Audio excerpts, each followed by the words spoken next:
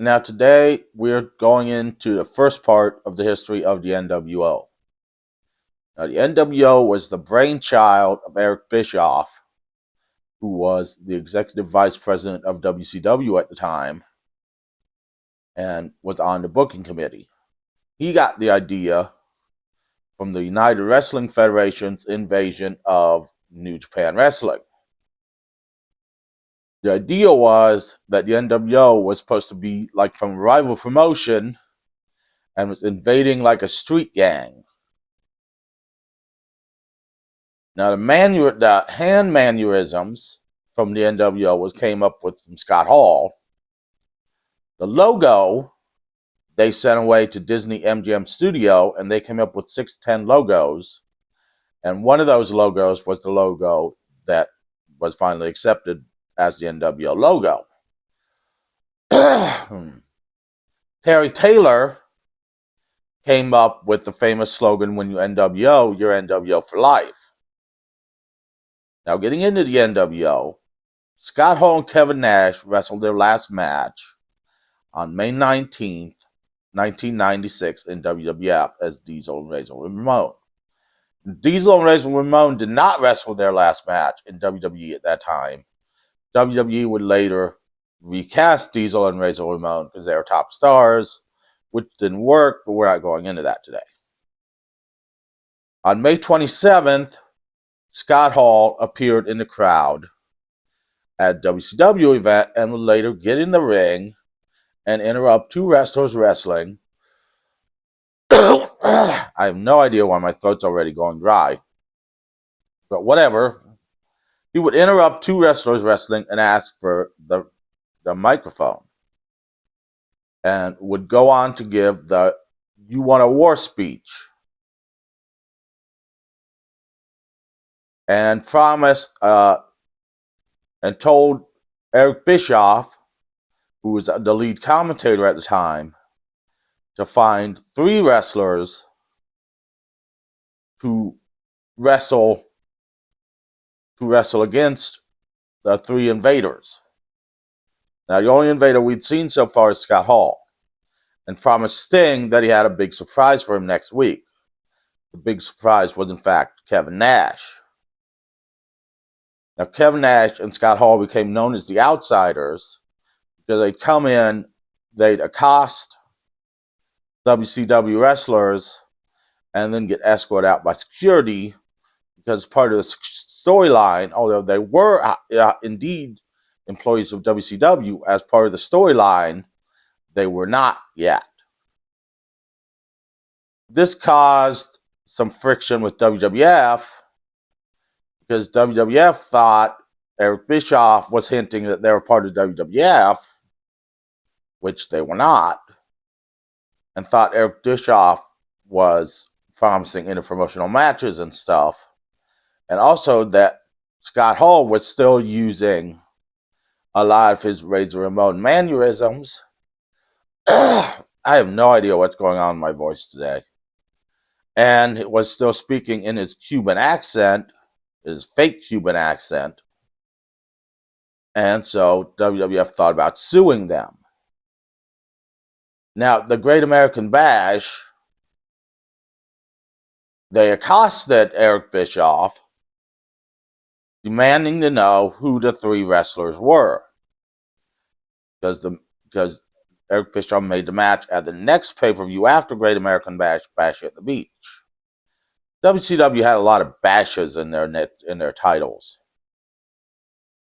Eric Bischoff refused to say, but said indeed he did have three wrestlers. At which point Kevin Nash beat up Eric Bischoff, threw him off the stage through a table.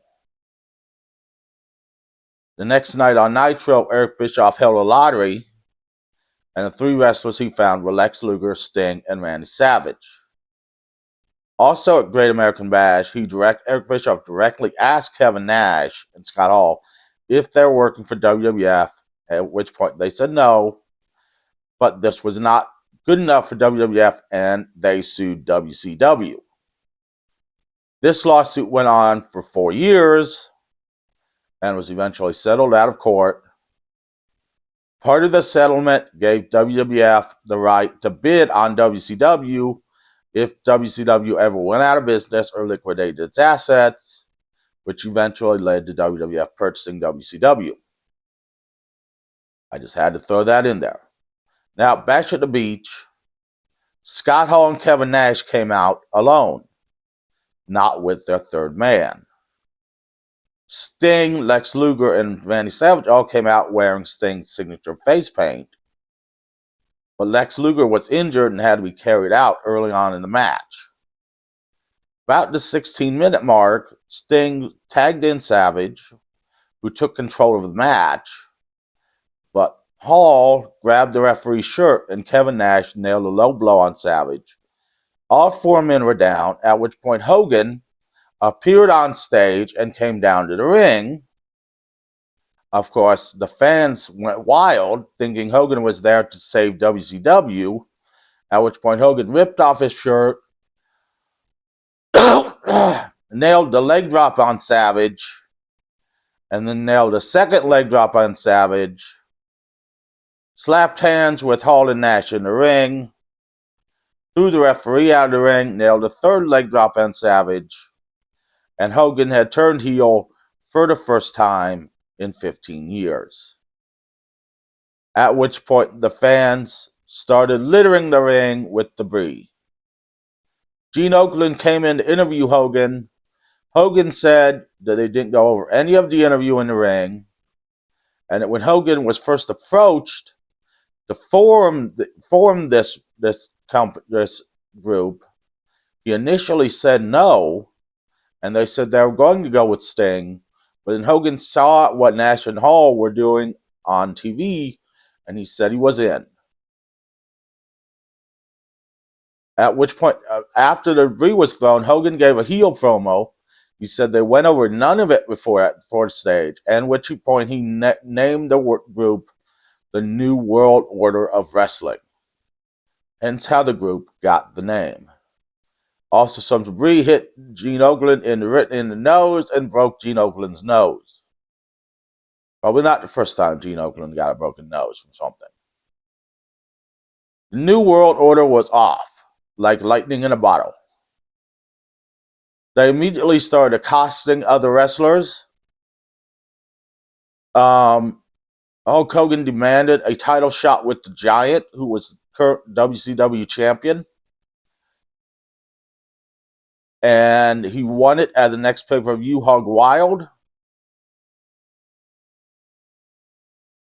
NWO then got their fourth man when Ted DiBiase showed up on WCW TV, who they nicknamed Trillionaire Ted and became their spokesperson. Then they got their fifth member in the Giant, who left his Dungeon of Doom stablemates to join the NWO, even though Hulk Hogan, now known as Hollywood Hogan, joined, just took his title, which doesn't make a lot of sense, but then again, everybody pretty much joined the NWO at one point. Then the NWO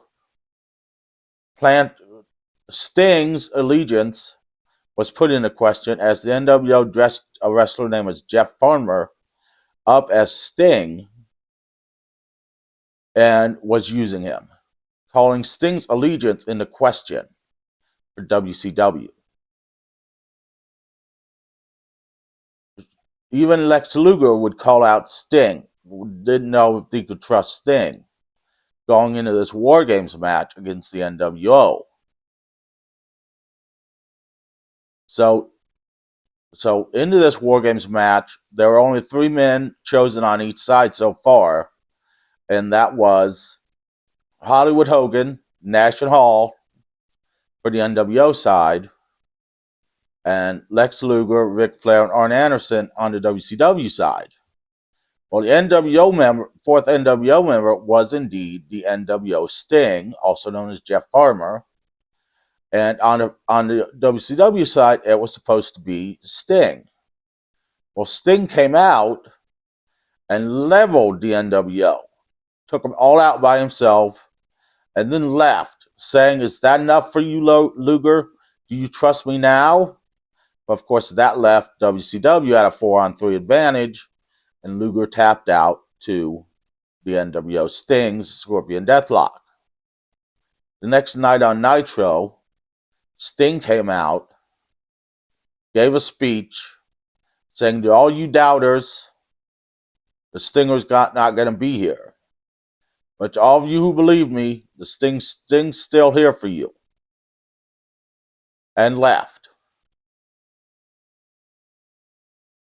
That would be one of the last few times. That would be the last time he wrestled on WCW for over a year. For 15 months at that War Games match was the last time he wrestled on WCW TV. NWO also quickly grew again, gaining Miss Elizabeth as a manager for Hulk Hogan, gaining Virgil, now known as Vincent, as a bodyguard, and they gained somebody else. I don't remember who it was. Sorry, this is a lot of information to take in. Because they grew really fast, really quick. And they were huge at one point. Sting, they tried to sway either way. And NWO Sting, as Sting changed his face paint and looks, NWO Sting would change his face paint and looks. And after Sting accosted NWO Sting, the NWO tried to sway Sting to join them. Sting said they may or may not be able to afford Sting, and nothing's for certain with Sting.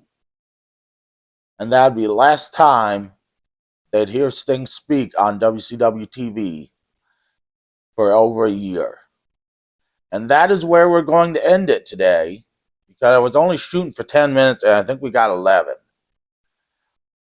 With Sting going up to the rafters, not speaking anymore, NWO growing rapidly.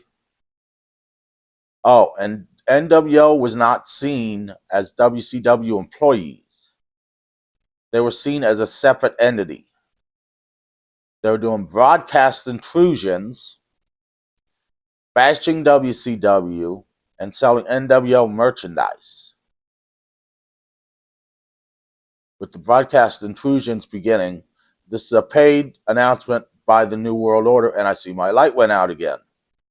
I've got to figure this out. So we're going to end it here today and pick up where we left off next week on the history of the NWO Part 2. Be prepared for more history of the NWO.